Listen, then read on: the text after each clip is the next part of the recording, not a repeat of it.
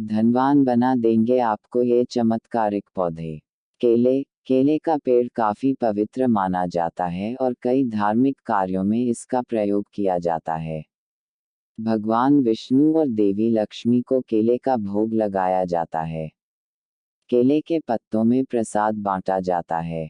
माना जाता है कि समृद्धि के लिए केले के पेड़ की पूजा अच्छी होती है। केला हर मौसम में सरलता से उपलब्ध होने वाला अत्यंत पौष्टिक एवं स्वादिष्ट फल है। नारियल। हिंदू धर्म में नारियल के बगैर तो कोई मंगल कार्य संपन्न होता ही नहीं। पूजा के दौरान कलश में पानी भरकर उसके ऊपर नारियल रखा जाता है। यह मंगल प्रतीक है। नारियल का प्रसाद भगवान को चढ़ाया जाता है। नारियल के पानी में पोटेशियम अधिक मात्रा में होता है। इसे पीने से शरीर में किसी भी प्रकार की सुन्नता नहीं रहती। तुलसी। तुलसी तो अक्सर सभी घरों में लोग रखते ही है। इसके होने के कई फायदे हैं। यह एक और जहां सभी तरह के रोगाणु को घर में आने से पहले ही नष्ट कर देती है, वहीं यह घर में सुख, शांति और समृद्धि का विकास करती है। इसके नियमित सेवन से किसी भी प्रकार का गंभीर रोग नहीं होता है। हिंदू धर्म के अनुसार तुलसी को लक्ष्मी का दूसरा रूप माना गया है। घर में तुलसी का पौधा पूर्व दिशान, ईशान कोण अर्थात पूर्व और उत्तर के बीच या उत्तर दिशा में लगाएं। कनेर। कनेर की 3 तरह की प्रजातियां होती है। एक सफेद कनेर, दूसरी लाल कनेर और तीसरी पीले कनेर। कनेर को किसी वास्तुशास्त्री से पूछकर ही उचित दिशा में लगाना चाहिए। कनेर के पौधे के कई औषधीय गुण भी है। इससे गंजापन दूर करने की दवा भी बनती है। कनेर को पौधे को लक्ष्मी का प्रतीक माना जाता है। देवी लक्ष्मी को सफेद कनेर की फूल चढ़ाए जाते हैं।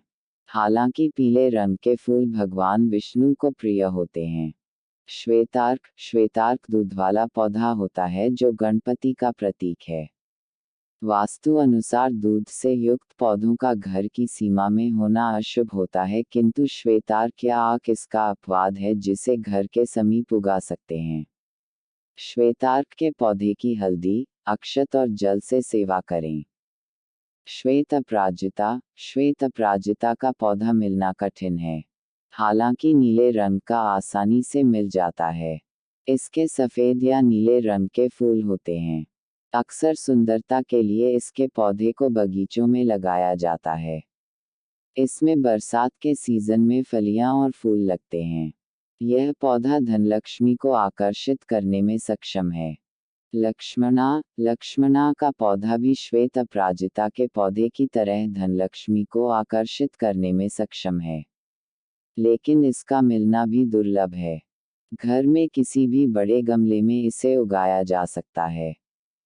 कहते हैं कि जिस किसी के भी घर में सफेद पलाश और लक्ष्मणा का पौधा होता है, वहां धनवर्षा होना शुरू हो जाती है। जिंदगी भर किसी भी प्रकार से धन, दौलत आदि की कमी नहीं रहती है।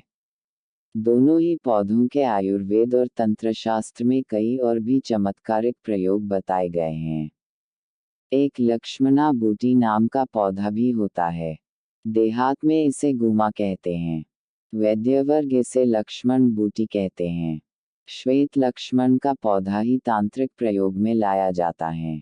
हारसिंगार। जो भी मनुष्य 2 या अधिक हारसिंगार पारिजात के पौधों का रोपण श्री हनुमान जी के मंदिर में अथवा नदी के किनारे या किसी भी सामाजिक स्थल पर करता है तो उसे 1 लक्ष तोला स्वर्ण दान के जितना पुण्य प्राप्त होता है और उसे जीवन भर श्री हनुमान जी की कृपा मिलती रहती है। हरसिंगार के बांदे को पूजा करने के बाद लाल कपड़े में लपेटकर तिजोरी में रखें तो आपको कभी धन की कमी नहीं होगी। रजनीगंधा। रजनीगंधा का पौधा पूरे भारत में पाया जाता है। मैदानी क्षेत्रों में अप्रैल से सितंबर तथा पहाड़ी क्षेत्रों में जून से सितंबर माह में फूल निकलते हैं। रजनीगंधा की 3 किस्में होती है। रजनीगंधा के फूलों का उपयोग माला और गुलदस्ते बनाने में किया जाता है। इसकी लंबी डंडियों को सजावट के रूप में भी प्रयोग किया जाता है। इसका सुगंधित तेल और इत्र भी बनता है। इसके कई औषधीय गुण भी है।